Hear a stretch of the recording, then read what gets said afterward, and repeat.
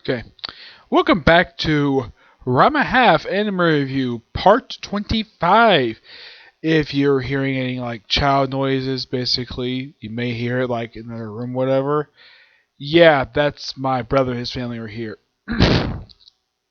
This particular review, I'm talking about the last 6 OVAs released for Ranma Half, one of the specials, and the third film. Now, the OVAs basically were definite. The special, talk about anyways, talk about this 12th one. The third film because it came out during the same time period. Now there was one other special released. The problem is it's kind of hard to track this thing down, and I've tried to look for online, and I can't find it. That's the honest truth about the matter with this particular special. But as for the OVAs, of which we have OVA number 7 and 8. Well, this one that 8 frickin' chapters. Yeah, 8. It adapts chapter 268 to 278.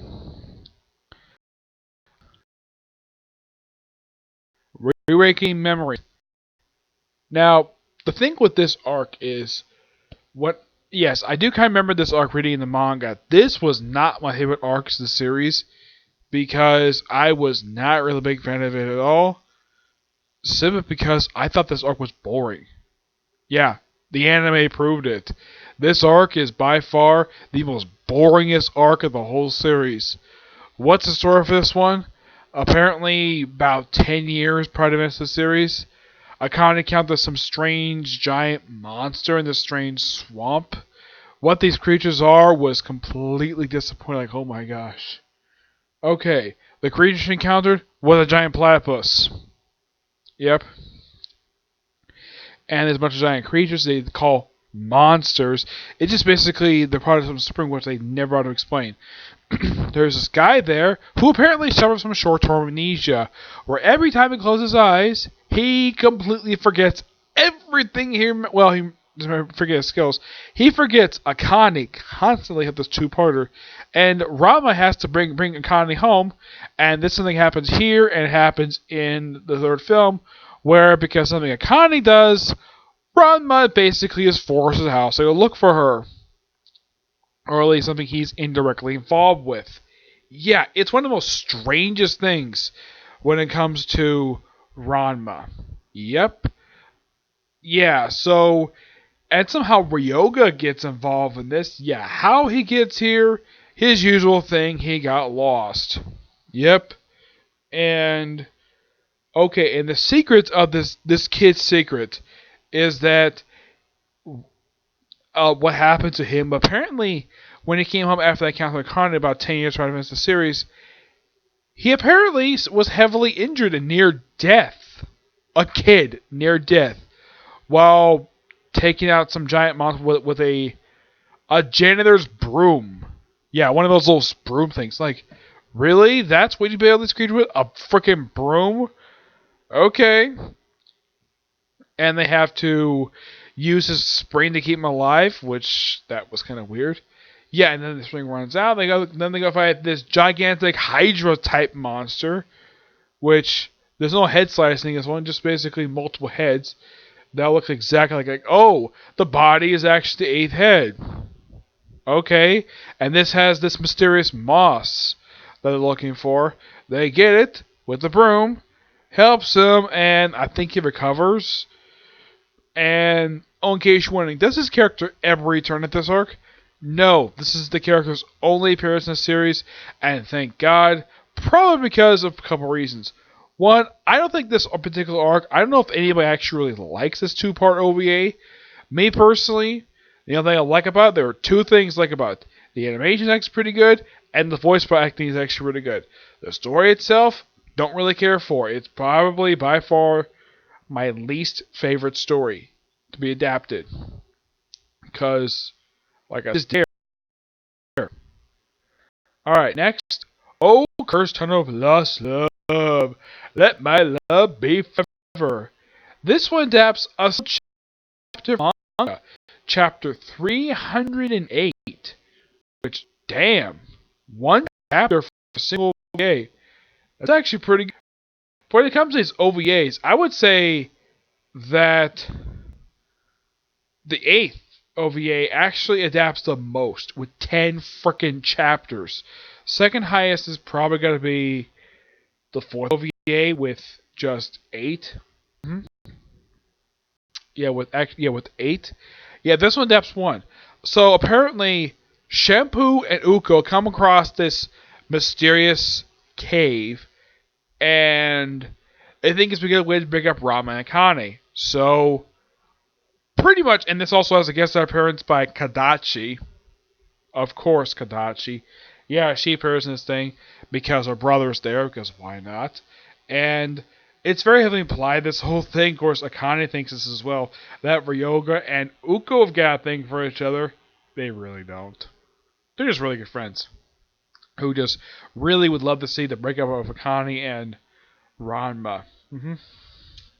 Yep, and surprisingly, they actually remain a couple. Apparently, this lost love thing basically is the cave that breaks up actual couples. And they have various couples. They have Moose appear in here as well because, well, of course Moose does. Because that's Moose's MO. Almost any time, with the exception of first couple appearances, like any time Shampoo shows up, Moose is always there. That simple gist of it. Yeah. This was a pretty decent OVA. It's better than the first two, basically, to review here. Yeah, it's better. But it's a pretty fun little one. Now, the next one. The Evil Ogre. Hell hath no fury like Kasumi Scorned. This was a bit of a fun one. There's only just 2 chapters. Yeah, this one was just pure fun. Like, this was probably the most serious guy. This mysterious ogre to possess you.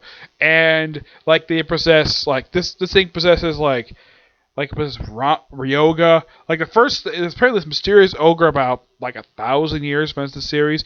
Gets trapped in this box by a monk who is also a monkey. Yep, this priest with him the whole story. And it somehow gets out because of Hippocyte's idiocy. Yeah, by the way, he's actually never punished for his idiocy for this entire standalone OVA. Yeah, it's something that, like, he gets in trouble a lot in this series. I mean, his most common thing is about stealing women's underwear, which he doesn't get punished for that. But this, he does not get punished for. This is something he inadvertently caused because he basically took the seal that was meant to seal this box, new seal, and made it a tissue. He couldn't just, I don't know, ask for a tissue. I don't know, it's particularly weird. So, for this people, the first person possessed, Genta. It's like, the priest's like, will you hit a loved one? Normally, a person's like, no. Brahma's like, just punches him. And, like, he has no problem hitting his own father because his father's an idiot. Yeah, Genta's an idiot. And then he leaves it. And then goes possess Kuno. Yep, possesses Kuno. And Brahma's like, yeah, I'll hit you. Bam! No problem at all because it's one of his rivals. Possesses Ryoga. Ryoga gets out pretty easily. Heck, he possesses him when he's in big form. And eventually, like, they think they seals it, but no. Of course, they also possess with the priest. And then possesses Kasumi. Yes, Kasumi. Which, the one where they know that she's possessed because her cooking turns out terribly. Yes. And everybody is contemplating trying to hit Kasumi. Shao would never do it because this is his firstborn. He would never do it to his daughter. Yeah. Eventually, of course, the last person thing possessed is Hippocyte, because how evil he is. And after he's defeated, he put it in the box, he's shoved it around the middle of the Pacific Ocean, and ends up in California of all places, and Hippocyte starts stealing underwear again. By the way, in case you're wondering, after this particular OVA, he is never seen again in, like, a lot of these ones. Yep. Interesting OVA. Probably the most exciting OVA of all these ones so far. Look at me. Yeah, basically 2 chapters. Yep. Now, in the case of 10, that was basically 280. Steps 331 to 332. which, believe it or not, is actually the furthest they actually. It's mostly furthest they actually in the actual series itself. This lady, the Tenno family, the Saratomis, Genta and Ranma. Somehow Ryoga is there, along with Uko and Shampoo, and there's some mysterious doll there. And this doll, which Drop accidentally knocks over, yeah, this kind of is his fault. This whole thing. And and apparently Akane puts on a robe very similar to the doll's. And I think Ron did point out the doll has got a strike resemblance to Akane. Why this is the thing never explains it. Yeah, this is all about a freaking doll. Which apparently when it sees Akane, it swaps bodies with it. It acts really weird. It tries very to try to kill Rumic for disrespecting her. At one point while possessing her, she basically takes off her robe right in front of him, almost letting herself be completely in the nude. You see her belly button, but nope, you don't see Akane's breast in this one. Nope. I'm sure a lot of male viewers probably when this came out probably really wanted to see Akane nude, but no, you just see her belly button. Yeah, you see her belly, which is by far the first and probably the only time in the series you actually see this. Because she's always covered up. You never see her belly. Kasumi, you've seen her belly. Not Akane's. Nope. And it looks like they're going to show off her breast, or at least her rear end, but nope. And then she kind of ties at the top, basically, so she can beat up Ranma. And Akane basically is struggling to basically point out to people, hey, I'm in the doll possessing my body. Yep. And Ranma slowly figures it out, but apparently no one can understand a freaking doll. Yeah, and then apparently because Akane finds out later on that he's responsible for this whole nonsense, that he is forced to carry all her shopping bags and receive constant beatings from her for causing all this. All because here's kind of the thing. This indirectly, even though he's one cause of this indirectly was caused by his father for stealing a bottle of milk. Why in the world he wanted his bottle of milk? In case you wondering, I don't remember. Because it's been a while since I've read the series. And this was by far the most interesting one and the most skimpy one of all the OVAs I've seen so far. And here's something really weird that happened. Apparently, the next OVA didn't come out for 12 years. That's not a joke. 12 freaking years it took for the next OVA to come out. Why? No idea why. But here's something also quite weird. Now, the final one, which Nightmare Incense of Deep Sleep, which is the last OVA ever released, which came out almost 12 years ago. Yeah, I don't know. This one just one chapter. Yeah, you wait 12 years to adapt the OVAs. You adapt one chapter. But before we have yes, let's watch Rumic World 50th Anniversary Weekly Shonen Sunday. This by far was really fun. I love this little short. It basically starts off with the main character of Lama the Invader, the main male lead. I don't remember this guy's name. And he's hitting on Ranma in his girl form. Yeah. And then, this is so funny. And then Lama shows up. Yeah, in case you're wondering about this whole Lama the Invader thing. This is from the writer of the series, Senko Tazagaki.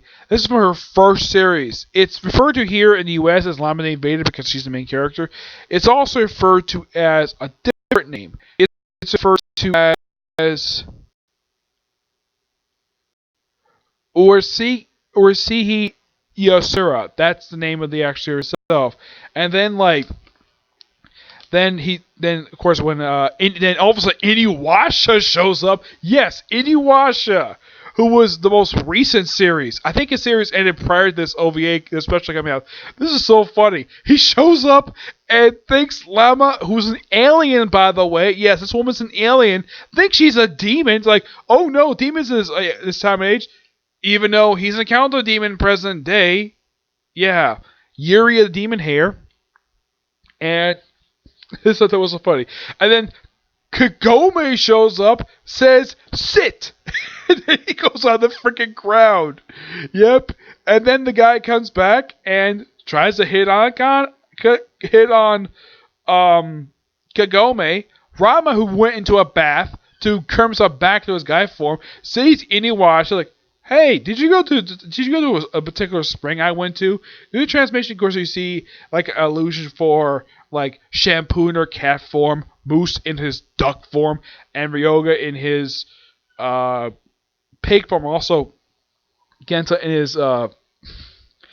in his panda form. And there's actually a sort of a reference to the voice actors for both these two characters. You guys say, why does your voice sound like mine? Well, there's a reason for that. It's the same actor, which is also the same in the frickin' dub. Though the actor voiced Inuyasha take over the season 4, I thought this was so funny. And then, like, he gets mad at the other guy for hitting on Kagome right in front of him. So he summons, like, he gets, like, beat living crap out of him. Like, he gets shocked by Lama, calls him, darling! And then she shocks him, and you watch her takes out the Tenseiga and summons a diamond barrage on him. And then, of course, and then Ranma beats the crap out of him. And that's how the thing ends. It is so funny. And I love the fact that we got a chance to see this particular woman's at this point, three most memorable series. There's one series not represented here, and that's Messa and Kanko. I'm surprised that one's not featured here, but you have the 3 most prominent ones that she's done. I, of course, I'm planning to read the original series. I'm actually reading her most recent series, Rennie, was actually her second most recent series she's worked on. I haven't read the current one yet that she's doing right now. She's a fantastic writer and artist, by the way.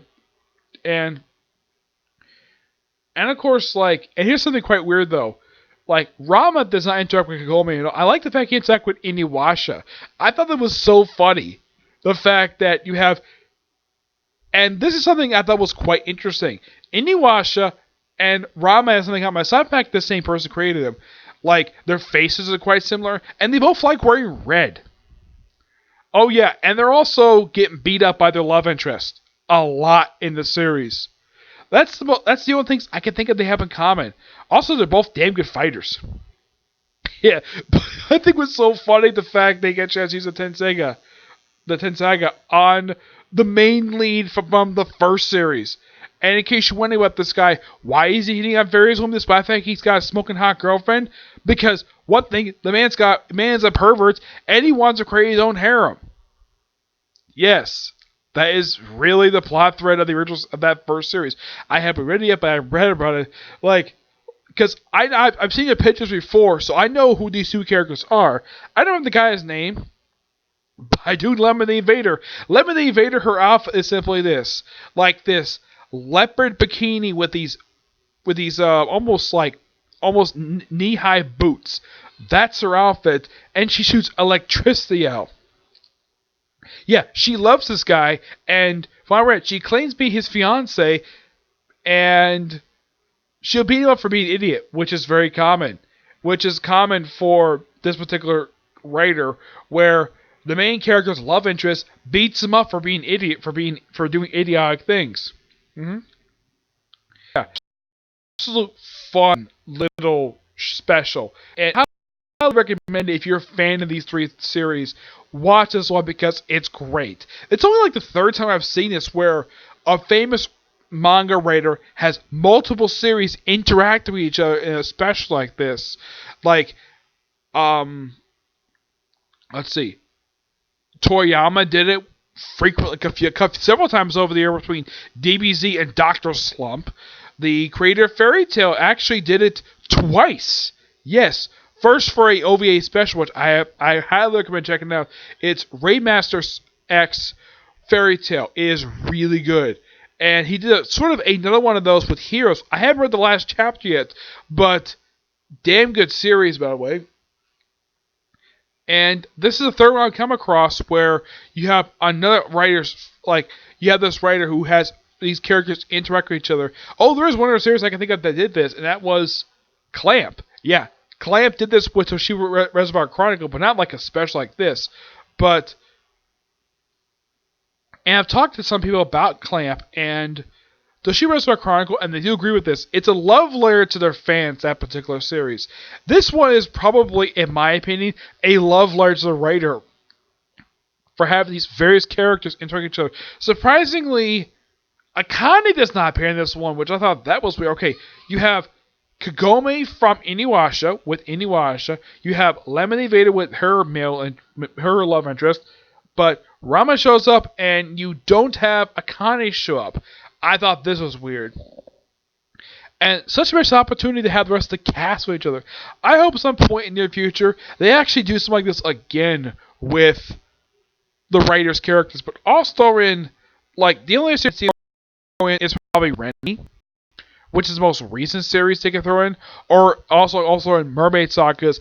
I love it when a writer's various series that he or she has written, and they frequently interact with each other. Like, I love crossovers. I love to see more of them. Mm-hmm. And then we go to the actual thing itself, and wow. Like, in case you had watched the OVAs, and you go from, like, the 11th one to the 12th one, like, you'll notice instantly by looking at the animation is a tremendous update. Like, because the style they use for this particular one is kind of what they still use today with the style of animation they use for this particular OVA. It's basically the style they use for the over, like, past, like, almost 20 years. It's a great style. I love it. Now, I had nothing against the original style they had back in the late 80s, early 90s for anime, but this, I love this. And such a surprise to see, like, Rama back in his red top. I forgot to mention this. In the first 11 OVAs, for some strange reason, and was never explained in universe either, but apparently he was wearing a purple top. Despite the fact he's known for wearing a red top. Though he did a couple times would briefly wear a yellow top with a little bow tie on it. Yeah, he wore that. The first time he wore it was because his original red top was destroyed in a battle. And plus, also because with his girl form, it exposes frickin' chest. Also, briefly, he does wear a white top in order to take down Hipposai. And, like, he turns on his girl form, and does he basically put his shirt down the cover of his breast? No, he doesn't. He does not want to do that at all. He argues with Connie. And, like, because Hipposai got stopped by Ranma, let's have the plot of Ranma stops Hipposai, so Hipposai wants to get revenge by doing something really, really stupid and not get punished for it. A couple times he hasn't punished for stuff like this, but this, he should have punished for this. Yeah. So, this particular one, he develops incense to have Ranma stay asleep in the spring. And, like, he tries on Ranma, and it doesn't get to him. It does get to Akane. She basically is perfectly fine. That is until her teacher, who is a teacher from the 4th OVA, this smoking hot woman, who, by the way, who actually tries to use her move, but it fails. By the way, this is her second appearance outside of the manga, which, it's quite interesting that her second appearance is in the last OVA, and the last thing Ranma have ever released, which is kind of strange. Yes, I'll talk about more about that in at least a few videos from now. And she eventually goes to sleep, and then she goes on a rampage across town. And then we see sort of a parody of her being in Reyes Lost Ark. We see her in, I'm trying to think, not Star Wars, like various samurai movies.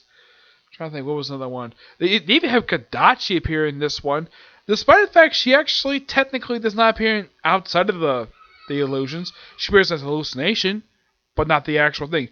Like, yeah, pretty much a lot of the known cast in this one. You have Uko show up here, who actually, now, I should explain Uko. They actually changed the color of her attire for this particular OVA. Her attire looks exactly the same. They changed the color of it. In the original series, it was blue, and it was short sleeve. Here, it's black, and it's long sleeve. Why the color change? I have no idea. But I am happy Ranma's back in his classic look. I love that look for him. Shampoo. Appearance-wise, did not really change at all. I think the only thing they did change about her is that her hair color is actually a darker blue. Aside from that, outfit's pretty much the same. Yes. Kuno, no change to him at all. I think they made a slight update to his face, but otherwise it looks exactly the same. Yep. Let's see. Genta actually gets a massive update in his panda form. He actually does look much different in the new animation than he did in the original one. He looks a bit slimmer than he usually does, which is quite interesting. Let's see. Yeah, and then she goes like, after basically Connie escapes from the classroom, she beats up she beats up the principal. By the way, this is the principal's third and last appearance in these OVAs. He appears briefly for this one scene. Yep, and he gets a massive update. His let's say his hula thing that he wears around his neck. Yeah, that doesn't very much change, but his shirt looks a little different, and he looks a bit thinner. And they changed his instrument he's known for playing, and he does look face-wise a little different than usual, but mostly he's still the same character. Still, what I can tell, this looks like, well, I haven't heard it in the sub, but it sounds like the same voice actor.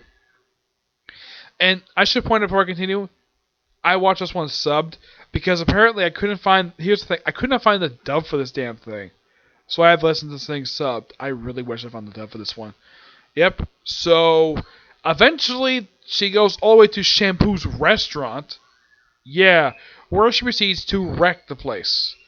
And eventually, of course, when Ryoga shows up, and there's that one point where Rama has his hand on Akani's breast, and just by sheer coincidence, somehow, I don't know if Ryoga has sort of an Akani sense, because boom, there he is, busting right through the door and destroying the front doors in the freaking process.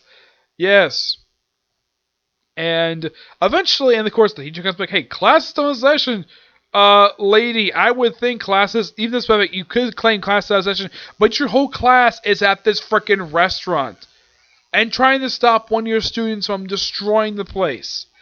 And, like, Robert comes to the genius idea of her using her 5 yen on her to sort of wake her up. Yeah, apparently this also affects her dream, and she does look a little different. Yeah, I thought that was kind of weird. Yeah. And eventually she is woken up a little bit later. Like, okay, they first tried the wild one, the spicy one, that doesn't work. And they tried the love one, that doesn't work either. And eventually she's woken up by her smoking hot older sister, Kasumi, because she doesn't have bloodlust on her. Yeah, that somehow wakes her up. And in case you're wondering, now, this movie has a pretty decent ending to it.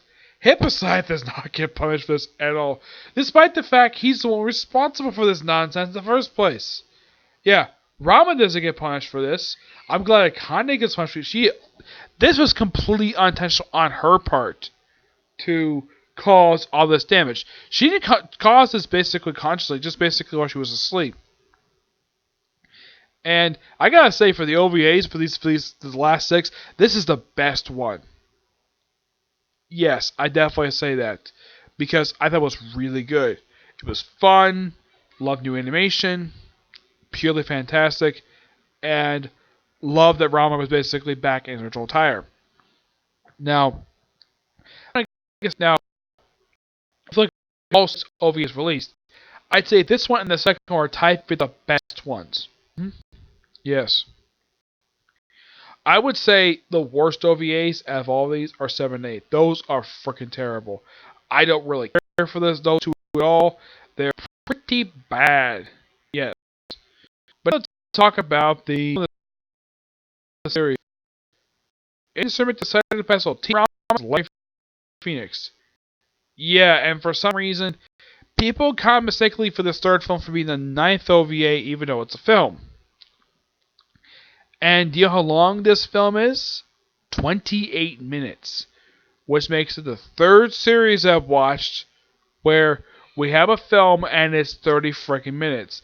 The first one basically I saw that did this was Yu Hakusho. That was the first one that did it. The second one was Toshiba Chronicle for its sole film it released. This is the third one.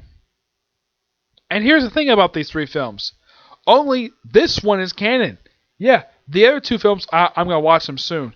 Those 2 are original stories. I'll talk about their story soon. This particular one is quite interesting. It adapts only 2 chapters from the manga, 301 to 302. Okay. That's the fact that 2 freaking chapters of the series. Yep. The story for this one is this.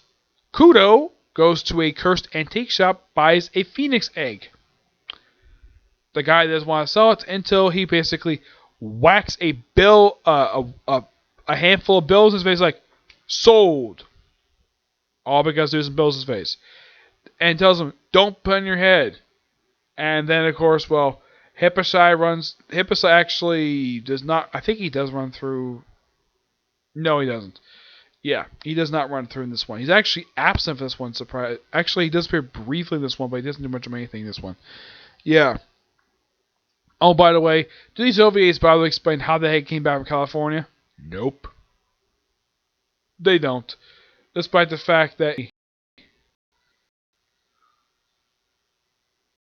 the 10th one, he basically goes to America, they don't bother to explain how the heck he came back.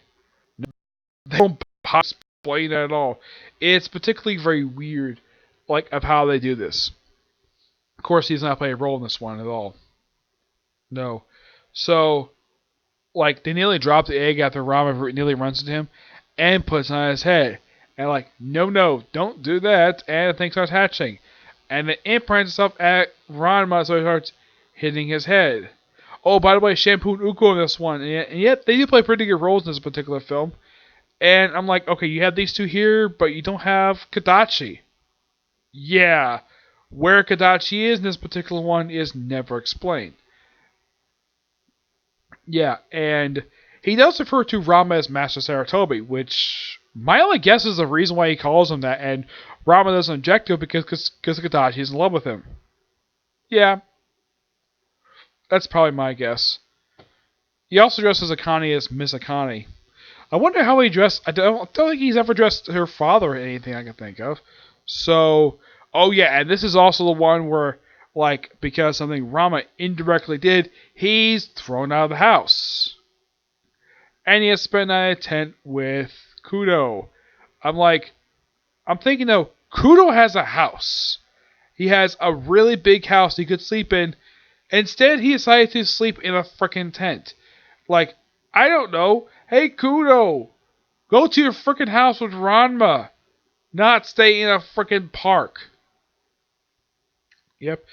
And then, like, Ranma, of course, basically comes from the genius head to make sure the bird doesn't tap his freaking head by putting, like, a pan between him so he can actually sleep. And the next morning, apparently the thing has short-term implantation because sees Ranma, hits him. Sees Akane, hits her. And then I figure, okay, one way to defeat her, beat this bird, have it grow. And the first process, wait 100 years. And everyone's like, no, we're not doing that, okay? Create these pills. Akane tries, this is what caused a kick to the house. She doesn't create the pill, she creates very terrible stew. Eventually, Suzuki is like, okay, like, I'm going to ask Uko and Shampoo about this. And Uko and Shampoo is like, if it's Ranma, I'm in. And they make the pills. And they all kind of take, of course, Ryo gets involved in this somehow. It's quite interesting how he gets involved with this. So, how they get in this mouth is that both, like, first it's Akane and Ranma, basically, who basically shoot off, like this little thing, like, do this. Yeah, somehow they both can do this, and they shoot right in the thing's mouth. And then Akane is switched out because she falls down, though she's saved by Shampoo. Thank you, Shampoo. And then Ryoga tag himself in, and they proceed to do the rest, and the thing goes really big. And at one point, it blocks Kudo's vision, and of course, takes up his whole head. Yeah, and then the thing just gets really, really big, and then lets go Kudo and flies away. What happened? And Kudo's head's like pushed down. I thought that was kind of weird. Yeah, they don't really explain what happened to him after this. And of course, he gets better later on. Don't worry. And the thing ends basically with like another bird egg, and he does pretty much the same thing at the beginning, like buys it, and Rama's like, no, we're not going to do this again, and that's how the thing ends. It's actually a pretty good movie, and for what it is, but I'm thinking though, why do people consider this the ninth OVA even though it really isn't? It's the third film, despite being only 28 minutes. And like I said, there were two other films I've seen like this. The first Yu Yu Hakusho movie, which is really bad by the way, and the only film with the Toshio Reservoir Chronicle was the same way too, all 30 minutes as well. Yeah, this film is actually pretty good for what it is, and it's pretty enjoyable to watch. Yep. So, not much else to say here about this particular stuff. Yeah, so that's it for this particular review. For this review series, I have roughly 3 more videos I'm going to do. The next 2 are going to be on the first 2 feature-length films, and the third one will be on my final thoughts on the actual series itself. As for tomorrow, as far as I can tell for tomorrow, recording video-wise, it's probably going to be reviews of the 2 Ranma half films, and probably Case Closed tomorrow. Well, Case Closed films now. I want to do the films because there's no Case Closed episode tomorrow. It's taking a couple weeks off. Okay? As in the case of the other show I usually watch on Saturday, My Hero Academia. The dub, for some reason, is actually taking a week off for some strange reason. I have no idea why. But yeah. I don't think that New Shadow One Punch Man was released yet. I don't think it has. But if it has, I'll probably review it tomorrow. Okay? But do this next view. Bye.